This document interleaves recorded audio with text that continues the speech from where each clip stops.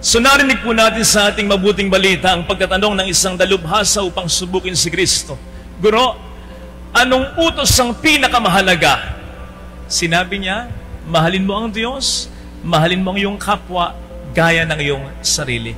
Alam po ninyo, medyo nakapagtataka ang sagot na ito sapagkat karanasan ang magsasabi sa atin kapag tinanong ka, ano ba ang pinaka-paborito mong pagkain? Isa lang dapat ang isasagot mo. Ano ba ang pinaka-paborito mong kulay? Isa lang dapat ang sagot mo. Pero, nang si Kristo'y sumagot, kapuna-puna, dalawa. Kasi para kay Jesus, parang dalawang mukha lang ito ng isang barya. Na ang pagmamahal natin sa ating kapwa ay dapat sa pagmamahal natin sa Diyos na kaangkla. At gayon din naman, hindi natin po pwedeng sabihin mahal natin ang Diyos na hindi natin nakikita kung hindi natin kakayaning mahalin ang ating kapwa na ating nakikita. Sasabihin sa atin ng Biblia, sinungaling ka.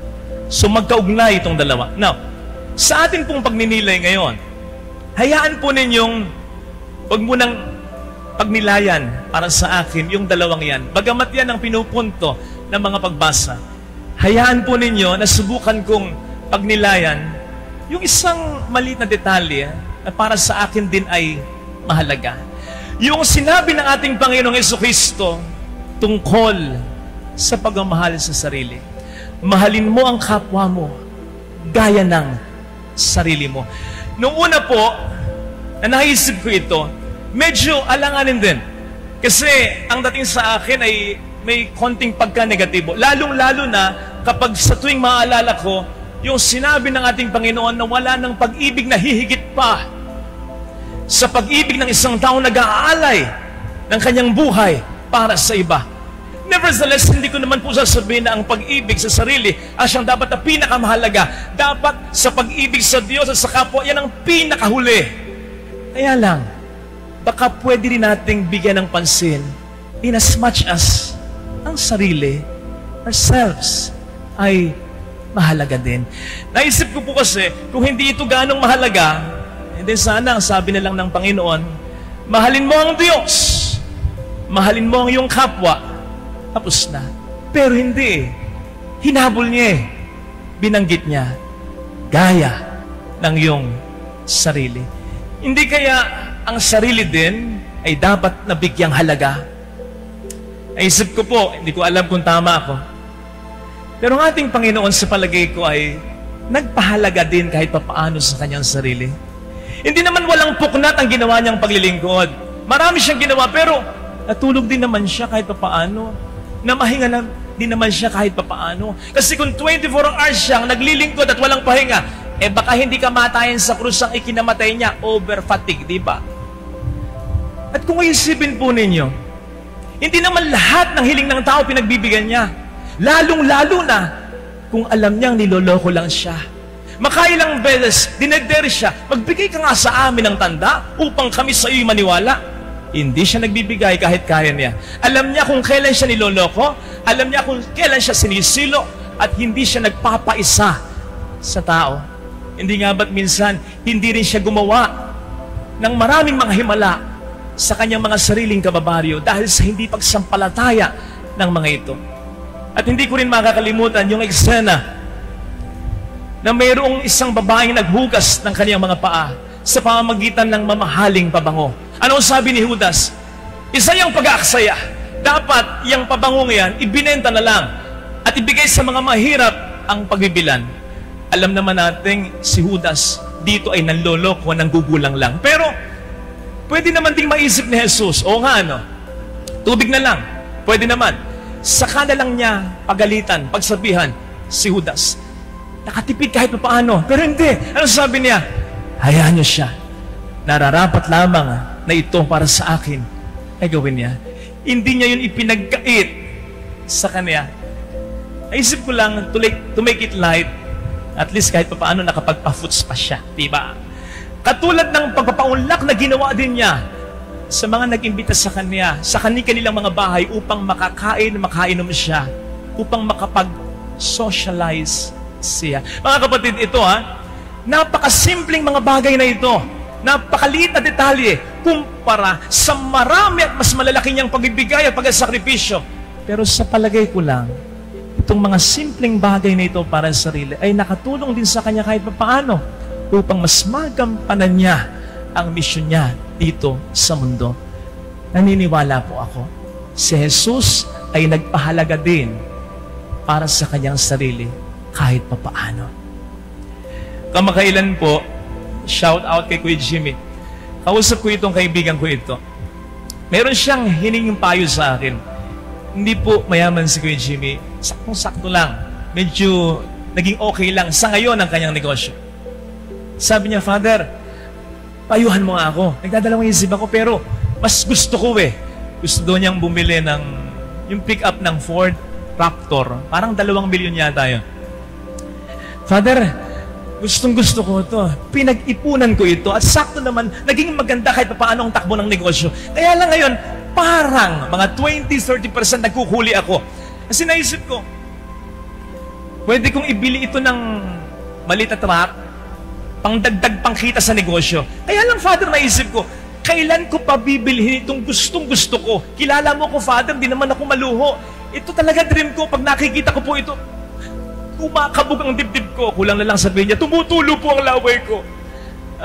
Father, kita mo naman yung mga apo ko. Bukas makalawa, sigurado, yan ang magiging focus ko. Kailan ko pa ibibilin itong gusto ko? At kahit pa paano, Father, medyo napapagod na rin po ako sa maraming mga pinagdaanang sakripisyo. Ano pa sasabihin ko? Sabi ko, go! Bili na! Lalo pat nang natansya ko na ito ang mas makapagbibigay rin sa kanya sa ngayon ng sigla upang makapagsakripisyo pa siya para sa kanyang pamilya at para sa mga tinutulungan niyang iba. I'm sorry pero I don't know with you. Para sa akin, hindi ito selfishness. Kasi para sa akin ang selfishness, pagmamahal na nag-uugat sa sarili at natatapos din sa sarili. No, hindi yan ang pagmamahal ni Jesus sa kanyang sarili. Ang pagmamahal ni Jesus sa kanyang sarili ay nagmumula sa pagmamahal niya sa Ama na sinasabing unang nagmamahal sa ating lahat. Ama na nagsabing ito ang pinakamamahal kong anak, lubos akong nalulugod sa Kanya. Of course, ang pinatutungkulan ay siya. Ito ngayon ang nagbigay sa Kanya ng ibayo pang lakas ng loob at inspirasyon upang ang pagmamahal ng Diyos ay mas maibahagi niya sa iba. Ito ang pagmamahal sa sarili na dapat ay mamayani sa atin. Yung bang recognizing our value in the eyes of God, recognizing His beautiful plans for each of us, yung maniwala tayo at maramdaman nating mahal tayo ng Diyos. Ito ngayon ang magbibigay sa atin ng impetus upang sa ating kapwa ang pagmamahal din ng Diyos ay ating maibugos ng lubos. Yes, lubos, pero hindi nauubos sapagkat ang pagmamahal na ito ay nanggagaling sa Diyos, dumadaan lang sa atin, papunta sa kapwa natin. And so please, do not be afraid to celebrate God's love for you. Mag-relax ka rin. Feeling blessed din.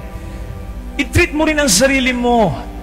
At higit sa lahat, appreciate God's love for you. Yan ang lagi kong sinasabi sa mga nakabilanggo sa ating mga preso. Sapagkat kung hindi kayo maniniwala na mahal kayo ng Diyos, kung hindi kayo maniniwala na may maganda pa ring plano ang Diyos para sa inyo, wala na kayong magiging dahilan para lumabas pa dito at makapagbigay ng pag-asa at pagmamahal pa rin sa kapwa nyo, lalong-lalo na sa pamilya nyo. Wala tayong maibibigay kung wala tayong pagkukunan dito. Mahirapan tayong magbigay ng pagmamahal sa iba kung sa pagmamahal ang ating sarili ay basyo na. Parang espongha. O di ba't ang espongha? Say this, espongha. I-dip mo yan sa liquid. Unang piga, pangalawang piga, pangatlong piga, ang daming lalabas dyan. Ang daming ibibigay na liquid niyan. Pero subukan mong pigain lang ng pigain yan. At hindi mo na ididip uli sa liquid. Halos wala nang maibibigay yan. May maibibigay yan, pero kinakailangan mong pigain ng pigain yan. Isipin mo, ang sarili mo ay yan. Bigay ka na lang ng bigay, pero wala kang tinatanggap. Wala kang nararamdamang pagmamahal. Kaya nga may mga nagbibigay, may mga nagsasakripisyo na puro reklamo. Kasi nga, wala nang pinanggagalingan dito. Said na kahit papaano. Eh, hindi ba't sinasabi sa atin ng Bible, God loves a cheerful giver. And that can only happen kung pahalagahan din natin kahit konti ang sarili natin. Besides, mawala man tayo ngayon sa mundong ito, iinog pa rin ito. Mamatay ako ngayong gabi, bukas makalawa, baka makakita na ng bagong assistant dito, kapalit ko ang katedral na ito. Yung mga nanonood dito sa Facebook ko, o pwedeng lumipat din sa ibang pare na makakapulutan din naman nila ng aral sa bawat linggo. Makamove on ang pamilya ko, ang mga kakilala ko. Ang dami ko nang nakitang ganon. Talagang mahal na mahal nila yung tao, napakaraming ginawa.